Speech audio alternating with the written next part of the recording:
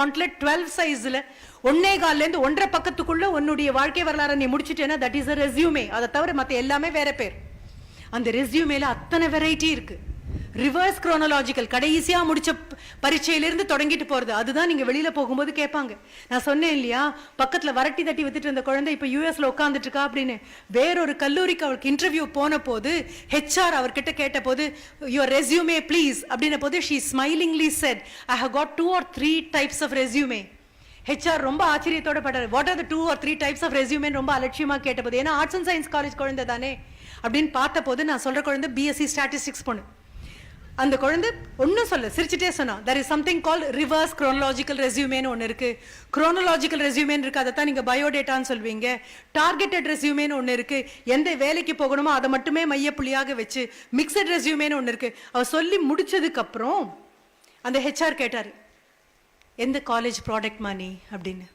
அங்கதான் கல்லூரி நிக்குது, ஆசிரியர்கள் நிக்கிறாங்க, கல்லூரியுடைய பெயர் நிற்கக்கூடிய இடம்.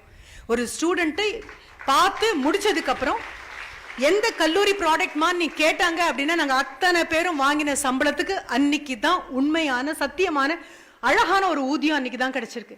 அது போக அந்த குழந்தை போய் சேர்ந்ததுக்கு அப்புறம் இந்த 3 நான் சொன்னேன் இல்லையா, டொமைன் நாலேஜ் வச்சுக்கோங்க, கன்சிஸ்டன்சி வச்சுக்கோங்க, உங்களுடைய கம்யூனிகேட்டிவ் ஸ்கில்ஸை இம்ப்ரூவ் பண்ணிக்கோங்க.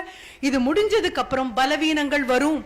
போய் வேலையில் அந்த பொண்ணு சேர்ந்ததுக்கு அப்புறம் ஒவ்வொரு நாளும் என்ன ஃபோன் பண்ணி சொல்லுவா, மேம் எல்லாரும் இன்ஜினியரிங் கிராஜுவேட்ஸ், கிண்டல் பண்றாங்க மேம், சிரிக்கிறாங்க மேம், ஆர்ட்ஸ் அண்ட் சயின்ஸ் காலேஜுக்குள்ள இருந்து வந்திருக்க உனக்கு என்ன தெரியும்னு கேட்கறாங்க மேம் அப்படின்னு சொல்லும்போது நான் சொன்னேன், வாழ்க்கையில கடைசியா சிரிக்கிறதுன்னு ஒரு சிரிப்பு உண்டுடா, அது வரைக்கும் அமைதியாருன்னு சொன்னேன். நான் உட்காந்து கால் நீட்டலாமா, நின்னுட்டே கால் நீட்டிடாத கண்ணா அப்படின்னு சொன்னேன். அமைதியாரு அமைதியாரு அமைதியாக இன்னும் இன்னும் முளை விடாமல் மண்ணுக்குள்ளேயே ஒரு விதை உட்காந்துருக்கு அப்படின்னா தோத்து போச்சுன்னு இல்லை. அடுத்த நாளே பெய்த மழையில வெளியில வரணும்னா அது காளானாக இருக்கும். 1000 வருஷம் நிற்க வேண்டிய ஆலமரம் கொஞ்சம் நிதானமா தான் வரும். அதனால மெதுவா வெகு நிதானமாக. நான் கிண்டல் பண்ணும்போதும் சொன்னேன், அமைதியாருடா அமைதியாரு, அத்தனை பேருக்கும் நீ ப்ராஜெக்ட் ஹெட்டா மாறுற வரைக்கும் நிதானமாரு, அத்தனை பேருக்கும் வெகு நிதானமாக. உன்னுடைய எங்க இருக்கும் அந்த இலக்கை மட்டும் பாரு அம்மா, கவனத்தை சிதற விட்டுடாது. ரொம்ப அழக வந்துச்சா ஃபோன் பண்ணு, என்கிட்ட ஒரு வார்த்தை சொல்லு. நான் சொல்றேன் ஒன்னும் பிரச்சனையே இல்லை, நீ are a single man army அப்படின்னு அந்த குழந்தைட்டு சொன்னேன். 1 man ஆர்மி, நீ ஒரு பெரிய படை வேண்டாம், நீ ஒருத்தி போனா போதும், அந்த படை என்ன சேதம் விளைவிக்குமோ அதை சேதம் விளைச்சிடலாம். நான் சாதாரணமான டீச்சர் இல்லடா, நல்ல டீச்சர், நல்ல குழந்தைக்கு சொல்லி கொடுத்துருக்கேன், நல்லா வருவேன்னு சொன்னேன். ரொம்ப அழகா மேல வந்துட்டா, அவ்வளவேதான். இப்போ அப்ராட்ல உட்காந்துட்டு இங்க வந்த போது, இந்தியாவுக்கு வந்த போது என் ரூம்ல வந்து உட்காந்து சொன்னா, ma'am still I remember first day நீங்க சொன்னது.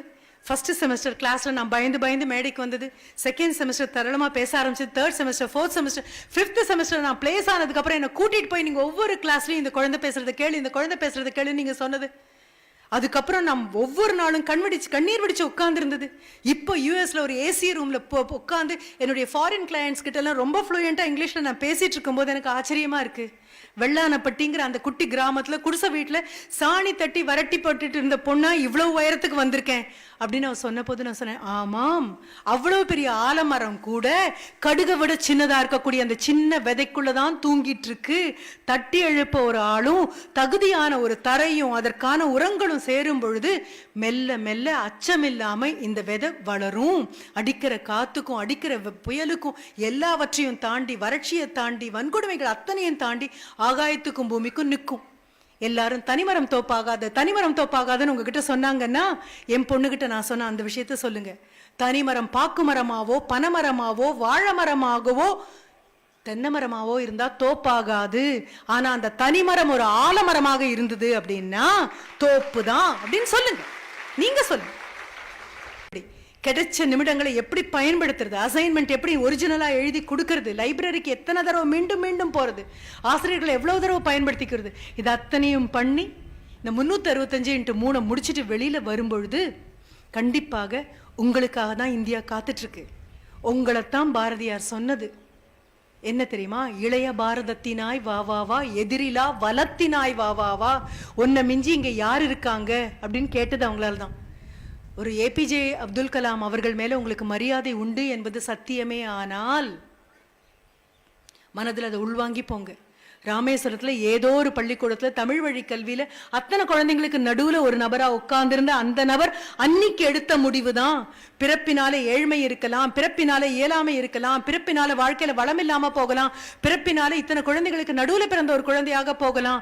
ஆனாலும் இந்த பூமியை விட்டு நான் வெளியே போகும்பொழுது எத்தனையோ குழந்தைகளுடைய வாழ்க்கை செம்மையாயிருக்கும் அப்படின்னு அந்த ஒரு நபர் முடிவெடுத்ததுனால மட்டும்தான் கனவு காண்றதுனா என்னன்னு நமக்கெல்லாம் புரிஞ்சுது. அதுவும் எப்படிப்பட்ட கனவு? உறங்கும் போது வருவதல்ல கனவு, உன்னை உறங்க விடாமல் வைத்திருப்பது கனவு.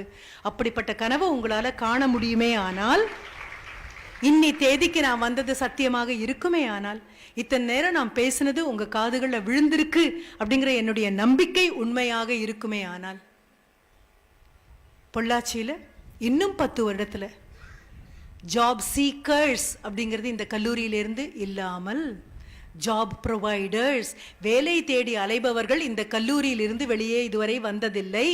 ஊருக்கெல்லாம் வேலை கொடுக்கக்கூடிய நபர்களை நாங்கள் இங்கிருந்து உற்பத்தி செய்து அழைக்கிறோம் அப்படின்னு உங்க காலேஜ் பெருமையா சொல்லணும். அப்போ ஒரு தடவை என்னை கூப்பிடுவாங்க. அப்படி கூப்பிடும்பொழுது 2 அலுமினை உட்கார்றதுக்கு பதிலாக ஸ்டேஜில் இருக்கிற அத்தனை பேருமே இன்னைக்கு இருக்கக்கூடிய குழந்தைங்களில் 10 பேர் இங்கே வருவீங்க. அன்னைக்கு எனக்கு ஒரு அழைப்பிதழ் இருக்குமே ஆனால் கண்டிப்பாக வருவேன்.